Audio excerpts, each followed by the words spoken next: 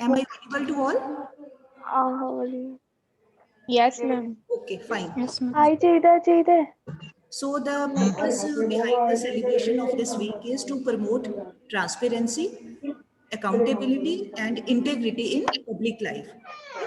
And this year, this week is being celebrated from 27th October to 2nd of November. So this week is going on. So let us start our pledge. And the slogan of this week is Stark Bharat, Samridh Bharat. Stark Bharat matlab, that means vigilant India, prosperous India. Stark Bharat, Samridh Bharat. So let us take this pledge. All are requested to repeat the words after me. I believe that I believe I that believe that I believe that corruption has been one of the major obstacles. Please repeat after me. I am starting again. I believe that all students are requested to repeat the words. Don't sit silent.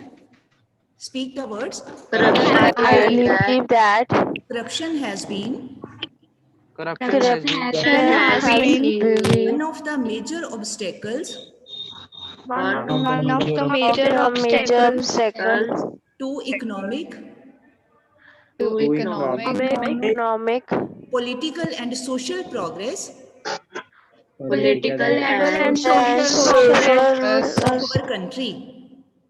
of our country. I believe that I believe believe that that all stakeholders, all stakeholders, such as government, such as such as government, citizens, citizens, and citizens, private sector, citizens, and private private private sector need to sectors work together need need to work to together work together to eradicate corruption.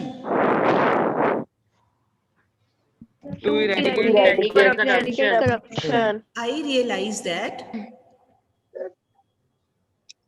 I I realize realize that every citizen should be every citizen every citizen should should be be vigilant and commit to vigilant and commit commit to to highest standards of honesty highest highest standards of of honesty honesty and integrity and integrity integrity at all times at all times all times times and support the fight against corruption. and support the fight against corruption. against corruption. I therefore pledge I I therefore Therefore, pledge to follow to follow follow to follow probity probity and rule of law and and rule rule of of law law in all walks of life. in all walks of all life. walks of life. I pledge to neither take, I I pledge to pledge To to neither neither take take nor offer bribe. nor or offer bribe. Right. I pledge to perform I I pledge pledge all tasks in an all tasks task and honest and transparent manner. honest and transparent manner. I pledge to act in public interest I I pledge pledge to act in public interest. Yes, I pledge to lead I I pledge to lead pledge pledge to to lead lead by example, by by example, exhibiting exhibiting exhibiting integrity integrity integrity, in personal behavior. in personal behavior. behavior. I, I pledge to report I I pledge I pledge to pledge to report report any incident of corruption any any incident of any incident of incident of corruption corruption to the appropriate agency. to to the to the the appropriate appropriate appropriate agency. agency. Yes. Thank you all. With this, we have completed the pledge. Thank you all. Now you all can mute yourself.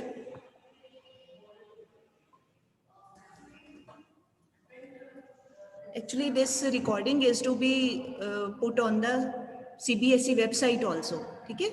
So you need to be serious. Chalo, anyhow, that work is over. Now let us start our chapter, supply and elasticity of supply. Okay?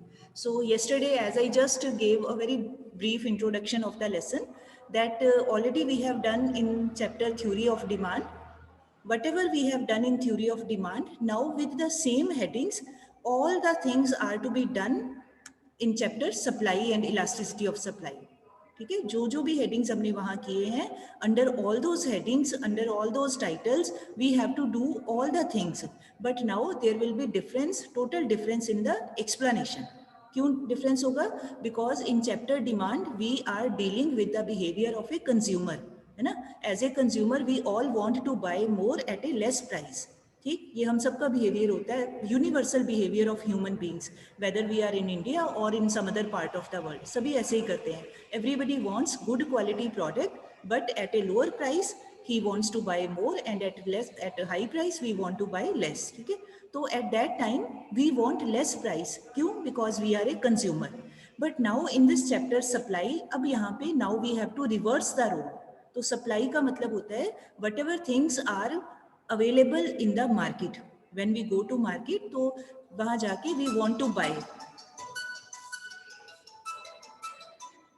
We want to buy the commodities. So all the sellers, all the shopkeepers who are there in the shops, what are those people doing? They are providing us those things. ठीक है ना, वही हमें सामान दे रहे हैं तो ही हम जाके खरीदते हैं. तो जो हमें सामान दे रहा है, जो शॉपकीपर है, जो सेलर है, that person is called supplier or seller, and the things which he is providing to us, those things, that quantity is known as supply. But one thing we should remember, he is not providing us anything for free. He charges a price. Free में तो नहीं मिलता है ना, वो कहता है कि आके ले जाओ. Nothing is given, nothing is provided free. ठीक है, some price is charged. So that means the seller, the supplier who is providing us those things, he charges a price for that. ठीक है, तो when that seller provides us the commodity, then what should be his motto, या what should be his target? His only and only target is कि भाई he should earn more profit. आप बेचने वाले हो, आपकी कोई शॉप है, आपकी कोई दुकान है, तो आपका क्या एक ही मोटिव होगा. Eight that time you will not worry about the this attitude of people कि लोग क्या चाहते हैं. You will not think about them. You will think कि कैसे पॉसिबल हो सके कि मैं इस चीज़ को ज़्यादा प्राइस पे बेच सकूं, कैसे मैं इस चीज़ को बेच के ज़्यादा प्रॉफिट कमा सकूं. क्यों क्यों क्यों हमारा ऐसा बिहेवियर होता है? Because at that time we are in the role of a seller. बेचने वाले के रोल के ऊपर आ जाते हैं तो हमारा एक ही मोटिव हो जाता है. ठीक है, तो यही अब हमने इस लेसन में पढ़ना है. तो सप्लाई टर्म का मीनिंग क्या हो गया? Supply means the quantity of a commodity which is offered for sale at a given price in a given market at a given time. Means quantity of a commodity which is offered for sale. मतलब जो seller, supplier, shopkeeper, कोई भी नाम दे सकते हैं उसको, वो person जो ऑफर कर रहा है बेचने के लिए, जो कह रहा है कि भी आके ले सकते हो, आप शॉप पे आके ले सकते हो. So whatever is being offered by him, तो that thing is being offered at some particular price. किसी कीमत पे वो दे रहा है, फ्री में नहीं दे रहा है. So at a given price and at a given time in a given market. ये नहीं गिवन टाइम का मतलब ये नहीं कि रात को भी आ जाओ सुबह भी आ जाओ। गिवन टाइम का मतलब ये जितनी देर तक उसकी शॉप खुली है तो उस समय वो शॉप पे बैठा है, वो ऑफर कर रहा है, बेचने के लिए तैयार है। The meaning of this line is this, given time का ये मीनिंग है, ठीक है। And then at a given price and in a given market, कि मतलब ये है कि जैसे वी आर इन फगवाड़ा, तो फगवाड़ा की किसी मार्केट में जाएं तो whatever whosoever is sitting there as a seller in a shop, तो वो जो भी ऑफर कर रहा है एक गिवन मार्केट में, उसका मतलब मार्केट डज नॉट मीन कि पूरे इंडिया की मार्केट या पूरे पंजाब की मार्केट या पूरे फगवाड़ा की मार्केट, मार्केट्स तो बहुत सारी होती हैं, तो एक कोई भी एक particular market can be there जिस भी पर्टिकुलर एरिया में है, तो वहाँ पर whatever things are there, seller जो भी उसको बेचना चाह रहा है, जो जिस प्राइस पे वो ऑफर कर रहा है, that supply, that quantity is known as supply. So एक शॉर्टकट फॉर्म में we can say supply means quantity of a commodity. One other important thing, a commodity, a commodity का मतलब एक चीज ऑफर की जा रही है, सारी नहीं कि सारे शॉप पे जो सब कुछ पड़ा है वो नहीं, एक कमोडिटी कोई एक है, as we have done in case of chapter demand कि भाई एक कमोडिटी की बात होती है, तो सेम वे हियर भी कोई एक चीज है जिसकी वो सप्लाई कर रहा है या बेचने के लिए तैयार है, so at whatever price he is ready to sell that product, that quantity is known as supply, ठीक है। I hope this point is clear. After that in the book one top heading is given, difference between supply and quantity supplied. For the time being you leave it because we will do, I will explain this heading when we will draw a table. अभी आपको समझ नहीं आएगा, मैं ऐसे ही बोल दूं तो टेबल ड्रॉ होगा, then I let you know what is the meaning of these two terms, right? After that next is given difference between stock and supply. Now what is the meaning of stock and supply? Very interesting, and in our daily life we see all these things. Now many times you would have noticed कि आप किसी shop पे गए हो, मान लो आपने कोई just for example sugar खरीदनी है, ठीक है, मान लो 5 kg शुगर आपने लेनी है, तो जो सेलर है वो ग्रोसरी शॉप वाला जो भी पर्सन है, बाहर उसकी जो भी शुगर का कंटेनर है उसमें मान लो 2 kg शुगर पड़ी हुई है, और आप जाके कहते हो कि भाई आई नीड 5 kg शुगर, है ना, तो वो क्या करता है, वो कहता है ठीक है 2 kg उसमें से निकाल के आपको वेट कर देता है, उसके बाद वो अपने साथ जो भी अटेंडेंट होता है उसको कहता है जाओ अंदर से लेके आओ, है ना, दुकान के पीछे स्टॉक सा रखा होता है, उन्होंने गोडाउन होता है या पीछे सामान रखा होता है, जाओ लेके आओ, तो then that attendant goes and brings extra sugar, वो कंटेनर में डाल देते हैं, उसके बाद वहां से निकाल के आपको 3 kg और माप करके दे देते हैं, ठीक, आपको 5 kg मिल गई। इसका मतलब हुआ कि जो 2 kg उसने फ्रंट पे रखी हुई है, सामने रखी हुई है, जो आपको भी दिख रही है, ठीक है, वो तो हो गई supply, but the other quantity which he has kept in his godown, अपने पीछे शॉप के पीछे रखा है या कहीं और उसका गोडाउन है या जहां भी वो अपना स्टॉक करके रखते हैं, तो whole of the quantity which is lying there in his godown उसके पास है, that quantity is called stock, ठीक है, जो पीछे सामान रखा होता है, मतलब उसके पास तो मान लो 1 क्विंटल चीनी पड़ी हो, तो अब वो 1 क्विंटल चीनी आपको ऑफर नहीं कर रहा है, he has not kept whole of that 1 quintal in his shop पे उसको एट ए टाइम मान लो he keeps only 10 kg of sugar, हर टाइम बस उतने की रखता है, सो उसका मतलब हो गया कि जो 1 क्विंटल ही has kept in his godown, that term will be known as stock, कितना सामान टोटल पड़ा हुआ है, that is stock. But front पे in the shop what is being offered by him, कितनी सेल के लिए ऑफर की जा रही है, ओनली 10 kg, तो 10 kg इसका मतलब 10 kg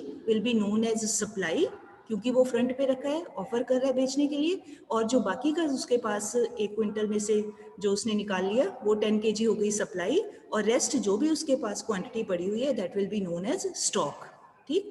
तो अब इसका मीनिंग क्या हो गया, व्हाट इज द रिलेशन, कि stock means supply means part of stock, supply अपने आप से कुछ नहीं है, सप्लाई उस स्टॉक का एक पार्ट है जिसको निकाल के वो बेच रहा है आगे लोगों को, तो supply is a part of stock, and wider term कौन सी हुई दोनों में से, स्टॉक, क्योंकि स्टॉक हमेशा ज़्यादा होता है। और सिंपल एग्जांपल देखो, आपने कोई पेन का पैकेट लिया, 20 पेन्स का पैकेट है, घर पे अपना रख लिया कि बार बार पेन लेने जाना पड़ता है, you have purchased 20 pens packet, आपने घर पे रख लिया, उसमें से 2-3 पेन निकाल के आप अपने बैग में डाल लेते हो, तो जो पेन का पैकेट है पूरे का पूरा that will be known as stock, जो उसमें से आपने 2-3 पेन निकाल लिए they will be known as supply, कि उसमें से निकाल के यूज़ कर रहे हैं। सेम थिंग इज देयर कि सेलर जो होता है शॉपकीपर अपने पास हमेशा ज़्यादा क्वांटिटी रखता है which is known as stock, and the part of that stock which is offered by him for sale, that part is known as supply, ठीक है। तो बेचने के लिए जो चीज़ रेडी होती है दैट इज कॉल्ड सप्लाई, और जो पीछे बचा के रखा होता है that is known as stock. I hope this point is clear. ये इंपॉर्टेंट क्वेश्चन है 1 मार्क और 3 मार्क्स के लिए. Okay, then next is factors determining supply और डिटर्मिनेंट्स ऑफ सप्लाई. तो हियर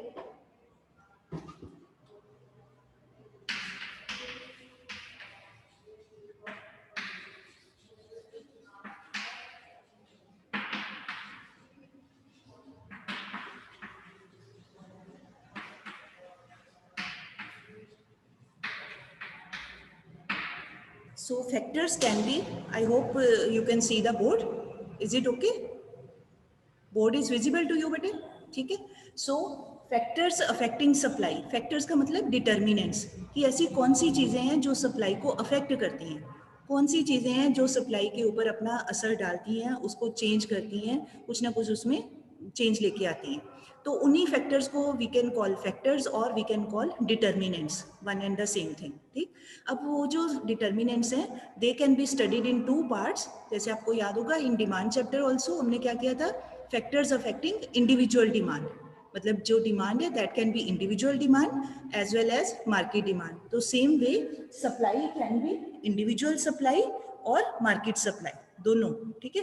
तो अब अगर 2 टाइप्स की सप्लाई है तो फैक्टर्स भी थोड़े दोनों के डिफरेंट हो सकते हैं. तो let us start firstly with the factors which affect individual supply. मतलब एक सेलर जो सप्लाई कर रहे हैं उसके ऊपर कौन सी चीज़ें इफेक्ट डालती हैं, वो किन चीज़ों से अफेक्टेड होता है, उसका डिसीजन किन चीज़ों से अफेक्टेड होता है, किन बातों से अफेक्टेड होता है. They are called factors affecting individual supply. Now first is price of the commodity. ठीक है. अब आप थोड़ा सा ध्यान में रखना है. अब आप मान लो सोचो कि आप एक कंज्यूमर नहीं हो, आप एक सेलर हो, एक सप्लायर हो. ठीक है. शॉप है आपकी, आप शॉपकीपर हो. Now you need to think from that view point. अच्छा, तो अब अगर आप शॉपकीपर हैं या मैं शॉपकीपर हूँ तो क्या करेंगे, at less price will we like to sell more. कम प्राइस लेना चाहेंगे लोगों से, वी विल नॉट वांट, है ना. हम कम प्राइस पे नहीं बेचना चाहेंगे. When will we like to sell more? When more price of the commodity is there.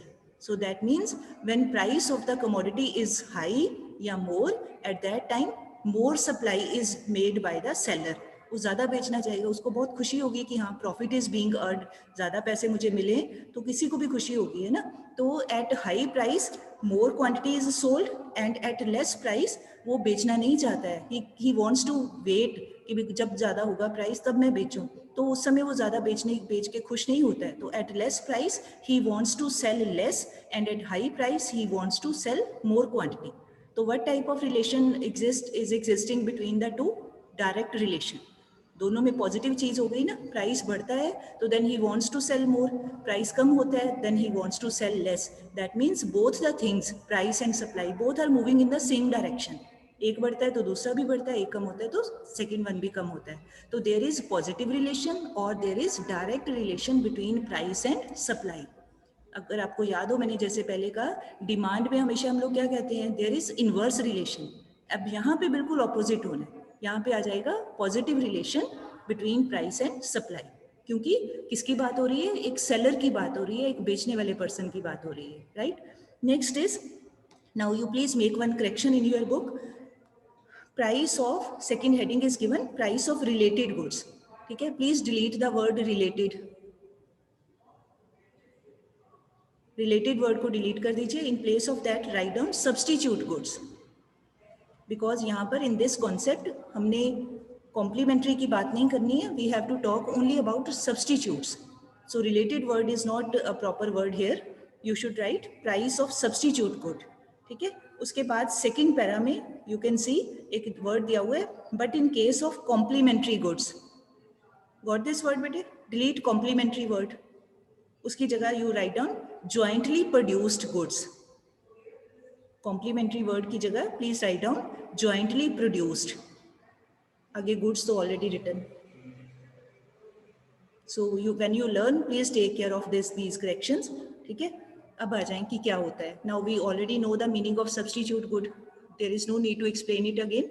तो सब्स्टिट्यूट गुड्स मतलब which can be replaced for each other. ठीक. अच्छा, अब क्या होता है, प्राइस ऑफ सब्स्टिट्यूट कैसे अफेक्ट करता है सप्लाई को. मान लो एक सेलर है, उसके पास 2 चीज़ें पड़ी हुई हैं. एक मुझे जो याद आ जाता है example ball pen gel pen का ही याद आता है एकदम से। तो मान लो एक शॉपकीपर के पास gel pens are lying with him as well as ball pens are lying with him. Both have मान लो प्राइस इनिशियली 10 रुपीज़, पर पेन प्राइस इज 10 रुपीज़, ठीक है। तो it is not making any difference to him whether he sells more gel pens और he sells more ball pens. फर्क ही नहीं पड़ता, दोनों को बेच के 10 रुपीज़ ही मिलने हैं, है ना, कोई बिक जाए उसके लिए दोनों इक्वल हैं। But now think about that point, that situation. अब मान लो बॉल पेन का प्राइस हो जाता है 15 रुपीज़, ठीक। जेल पेन का वही प्राइस रहता है 10 rupees, but ball pen price has increased, market में ही बढ़ गया, 15 रुपीज़ हो गया, ठीक। तो अब आप सोच के बताइए कि अगर आप एक सेलर हो तो which pen would you like to sell more? आपकी क्या एफर्ट होगा, क्या कोशिश होगी कि मेरे कौन से पेन ज़्यादा सेल हो? Arjun, you can tell. Arjun, if you are there, unmute yourself. अगर आप एक सेलर हो तो आप कौन से पेन ज़्यादा बेचना चाहोगे?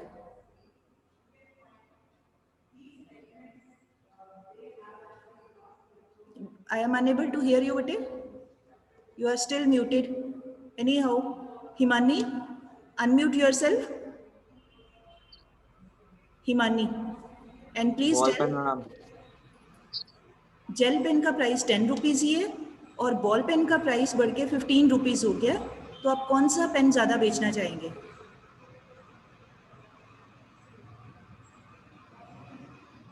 No one is giving response. I hope it is clear. Ball pen आप ज़्यादा बेचना चाहेंगे because you are a seller and by selling more ball pens you will be earning more money. आपको 10 की बजाय 15 रुपीज़ मिल रहे हैं तो you will be very happy person. आप चाहोगे कि मेरे यही वाले पेन ज़्यादा सेल हो, ठीक है। तो इसका मतलब हो गया कि if the price of substitute good rises, then supply of the commodity which is under question, its supply will be reduced.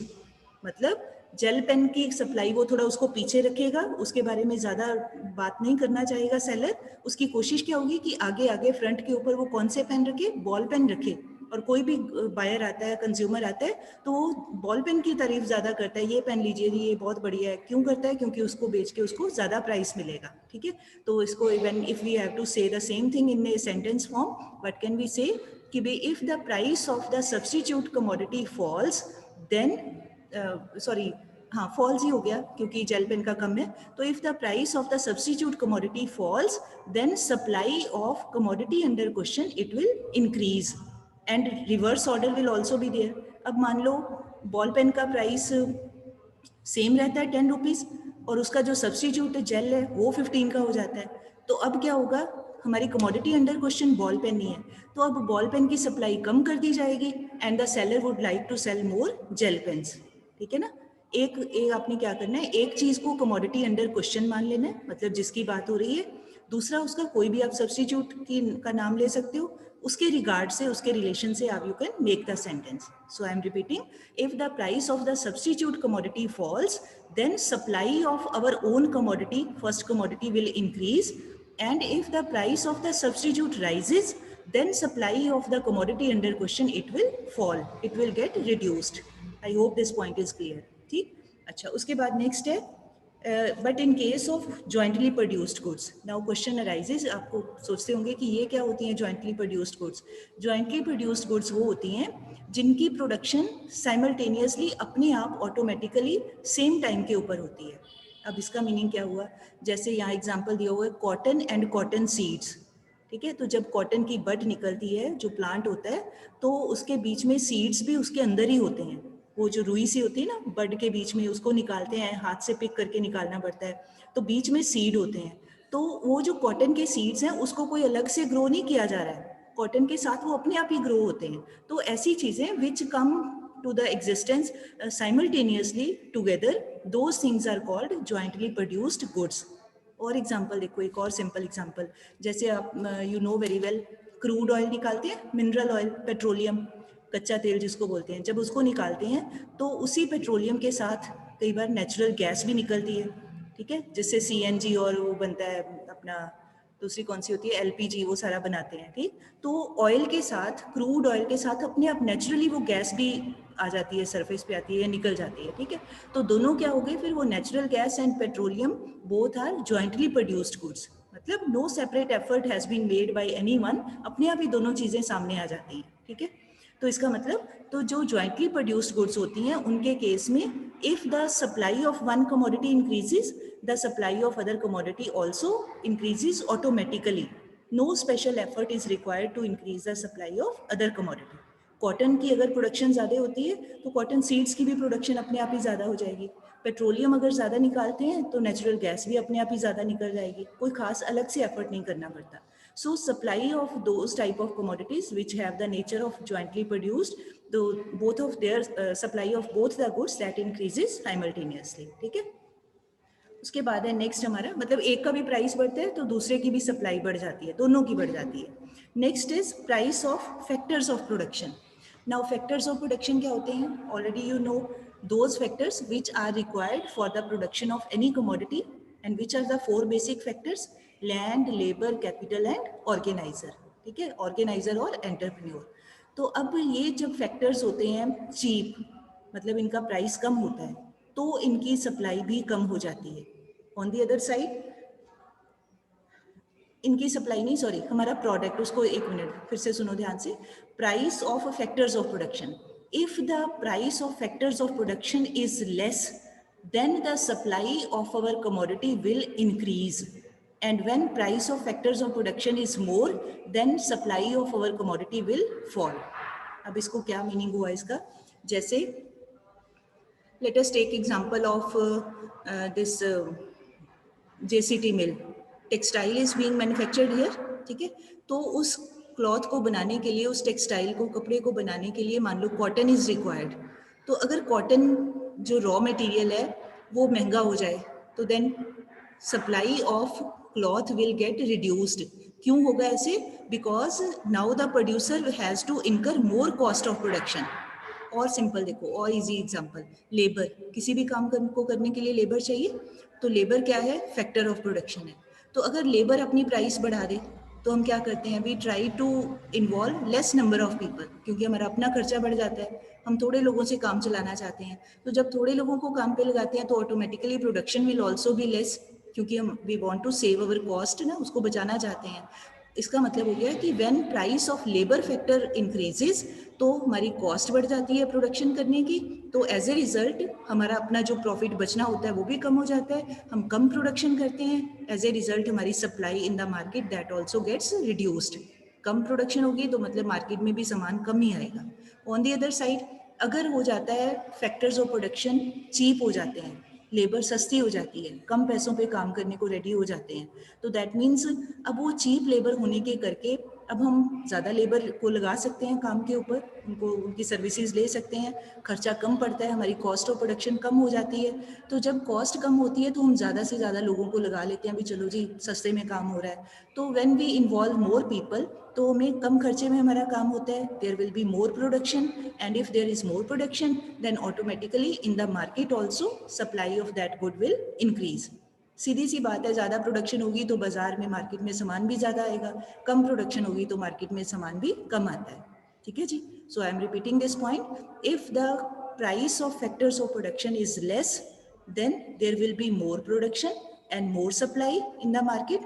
On the other side, if price of factors of production is more या high, तो at that time there will be less production. क्यों less production? Because cost बढ़ रही है, तो there will be less production, as a result there will be less supply in the market, right? Next point is change in technology. This is very easy and interesting. Change in technology का मतलब है, technology means that system, that technique which is used to make the things, to manufacture the things, ठीक है।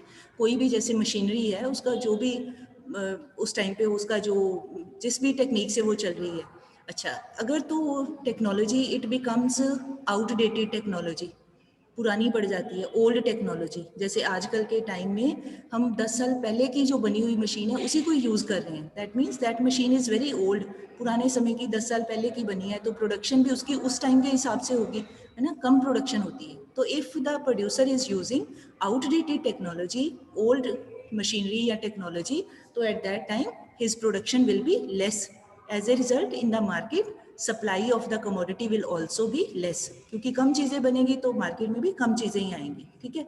On the other side, if the producer is using very latest technology, नई नई machine जो अभी आई ही है मार्केट में, जिससे ज़्यादा प्रोडक्शन होती है, जिसकी स्पीड ज़्यादा है, ज़्यादा काम हो सकता है, तो इफ़ द जो मैन्युफैक्चरर और प्रोड्यूसर ही is using latest advanced technology, then there will be more production, as a result there will be more supply in the market. Am I clear to all of you?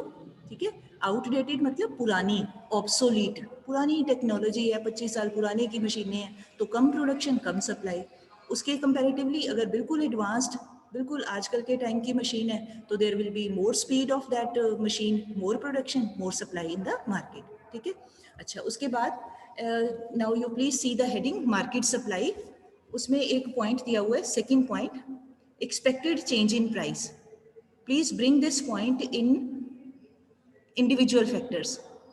This point should not be written in market factors. Market supply में नहीं होना चाहिए ये point. You need to add this point as point number 6 individual factors में. ये वाला जो point है expected change in price. ठीक है जी?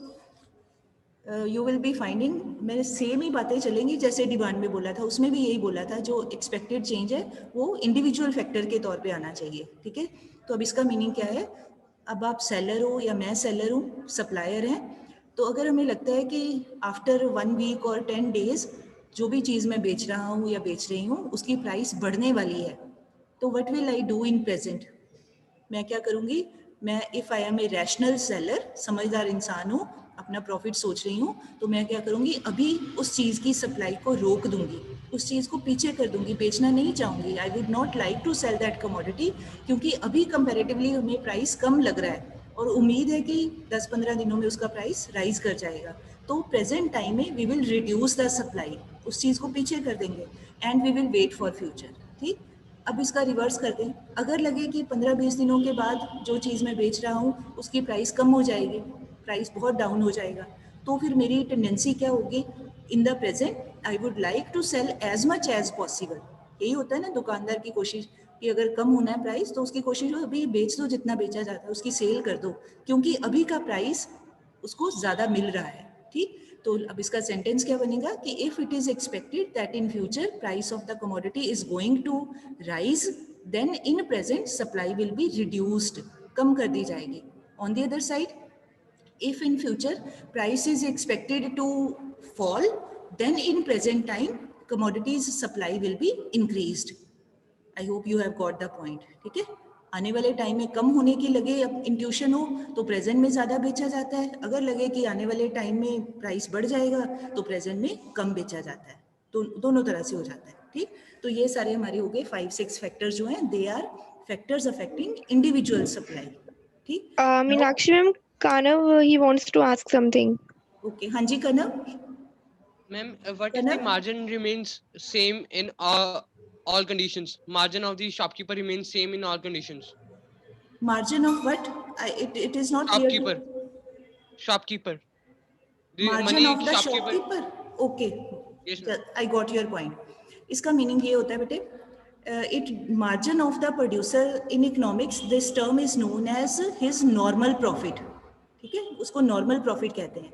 हम सारे, कोई भी हो, कोई काम करें, तो हम सारा दिन अगर काम करते हैं तो in the evening we expect कि कुछ तो मुझे मिलना चाहिए जिसके लिए मैंने सारा दिन काम किया है, ठीक। तो वो जो हमें एक उम्मीद है कुछ मिलने की, दैट कुछ is called normal profit of the seller. तो वो that depends upon the nature of the commodity.